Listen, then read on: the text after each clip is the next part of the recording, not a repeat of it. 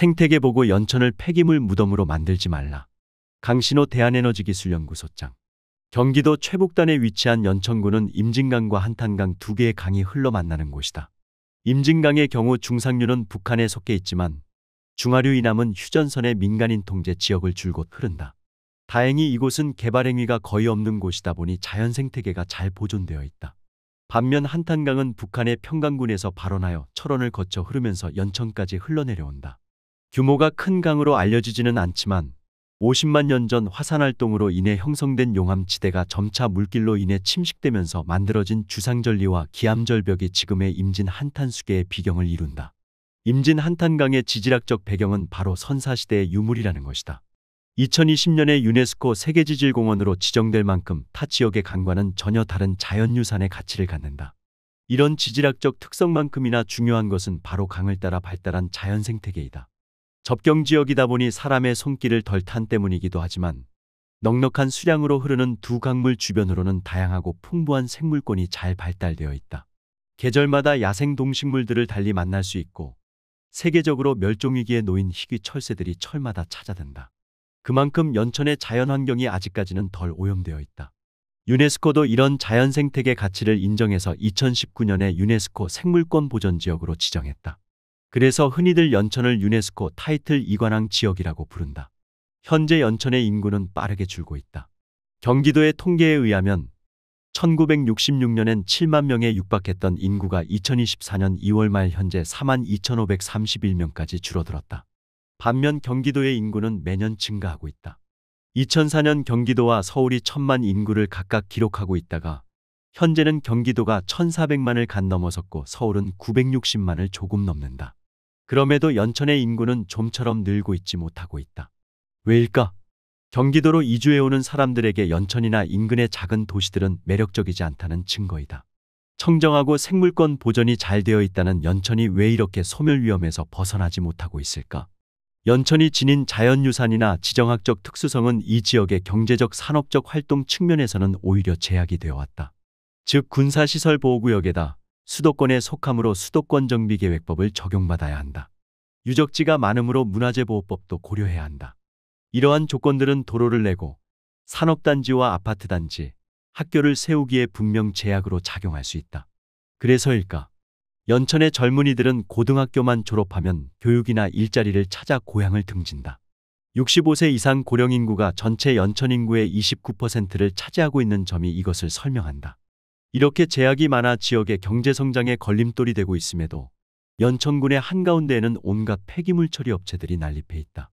청산면 대전면 산업단지 내에는 염색 공장 15개 이상 입주해 있고 SRF 쓰레기 소각장, 아스콘 공장과 두 곳의 건설 폐기물 처리장이 있다. 연천군에서 나오는 생활 쓰레기를 태우는 소각장도 있다. 그런데다 2022년에는 SRF 열병합발전소마저도 새로 준공되어 영업에 들어갔다. 그렇지 않아도 30년 이상 환경오염의 피해를 받고 살아왔던 이 지역의 주민들은 연천군의 SRF 열병합 발전소에 사업 허가를 내주지 말 것을 요구했다. 하지만 주민들의 호소에도 불구하고 연천군에서는 사업 허가를 내주고 말았다. 결국 기댈 곳 없는 주민들은 오염에 따른 극심한 피해를 호소하며 사업 승인 철회 및 청정연료로의 전환 등 외부기관의 도움을 호소하고 있다. 뿐만 아니다. 전고급의 외곽 간파리에는 폐유정제 공장과 건설 폐기물 업체, 음식물 쓰레기 처리 업체, 의료 폐기물 소각장 등이 단지를 이루어 가동되고 있다. 연천에는 왜 이렇게 온갖 오염물질을 처리하는 폐기물 업체들만 모여드는가? 설상가상으로 규모가 큰 산업 폐기물 매립장 시설을 한탄강이 통과하는 전고급 고능리 지역에 설치하겠다고 해서 연천 주민들이 발칵 뒤집혔다. 주민들이 나서 반대 투쟁을 벌인 지 올해로 7년째 되고 있다. 이 투쟁은 2018년부터 벌어져 왔는데 업체 측의 땅 용도 변경 요청을 연천군과 경기도가 부결시켰고 연천군의회도 반대 의사를 분명히 해왔다. 그런데 어찌된 일인지 산업 폐기물 매립장을 결사반대하겠다는 공약을 내세웠던 현재의 군수는 입장을 바꾸어 땅 용도 변경뿐만 아니라 매립장 사업까지도 조건부 위반을 전제로 진행했다. 연천군 의회에 강경하던 반대 목소리도 소수 의견으로 잦아들었다. 지역 국회의원마저도 이런 사업을 옹호하는 발언을 하고 다닌다. 이제 산업 폐기물 매립장 설치권은 군수의 최종 승인 절차를 눈앞에 두고 있다. 소멸 위기에 놓인 수도권 안의 변방 연천 지역이 과연 이대로 흘러가도 좋은가? 다음과 같은 이유로 이 물음에 반대 의견을 제기한다. 첫째, 오염물질 배출 시설들의 연천 지역 밀집도가 너무 높다. 1990년대부터 난립해온 염색 공장 등을 비롯해 온갖 종류의 폐기물 사업들이 들어와 있다. 대전리와 간파리에는 아예 폐기물 처리 산업단지를 이루고 영업을 하고 있다. 마을 주민들이 3대를 이어 살아오고 있었는데도 비집고 들어와 자리 잡은 것이다.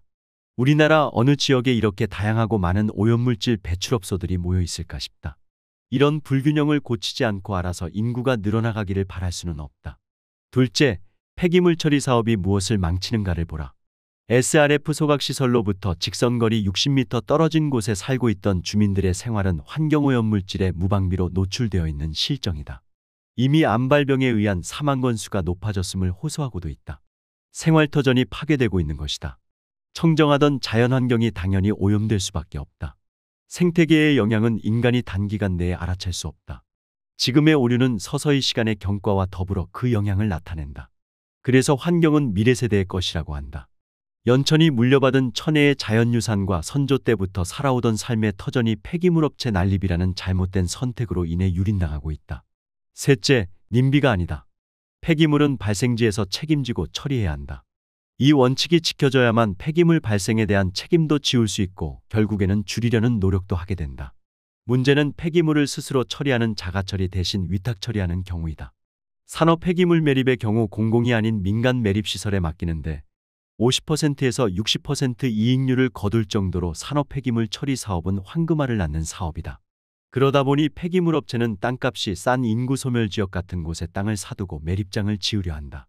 대개 소멸 지역엔 산업 폐기물 발생량이 얼마 되지도 않은데 폐기물 매립장에 땅을 내주는 꼴이 된다. 일단 한번 들어서면 사유재산이다 보니 주민감시나 감독이 자유롭지 못하며 법적 강제성을 가질 수도 없게 된다. 넷째, 지역 경제 활성화를 위해 폐기물 사업이라도 유치해야 하는가? 단기간의 성과에 집착한 성급한 지자체장이라면 이런 상상이 가능할 수도 있겠다. 한 지역구 국회의원이 가난한 양반이 가족을 굶주리니 뭐라도 내놓아야 한다고 했다. 그런데 이 논리에 연천 주민은 묻지 않을 수 없다. 당신의 눈에는 연천이 그저 가난한 양반의 처지로 보이는가? 그런 인식은 연천의 생태적 자산의 가치와 잠재력을 간과하고 있는 것이다. 누구도 부여받지 못한 빛나는 선사유적에 아무에게나 허용하지 않을 자연유산에 통일시대의 첫 관문이 될 이 땅의 가치를 못 보고 있는 것이다. 오히려 기후위기 시대에 대응하는 지역발전의 모델이 될 수 있지 않겠는가. 다섯째, 이 지역에 필요한 것은 건강한 생산과 제조이지 죽은 폐기물 처리가 아니다. 죽어가는 폐기물을 처리하는 사업이 이 땅의 건강한 순환을 불러올 수 없다. 오히려 건강한 생산을 위축시킬 뿐이다. 폐기물 처리를 쉽게 할 수 있게 만들어주면 제조업체가 몰릴 것이다. 그것은 착각이다. 쓰레기통 주변에는 아무렇게나 던져진 쓰레기만 많아질 뿐이다. 쓰레기 버리기 쉬우니 사람들이 더 많이 모일 것이라고 착각하는 것과 다를 바 없다. 폐기물 사업 받아서 연천의 지역 경제를 활성화시킬 수 있다고 주장하는 지역 국회의원과 군수를 보면서 참담함을 느낄 수밖에 없다.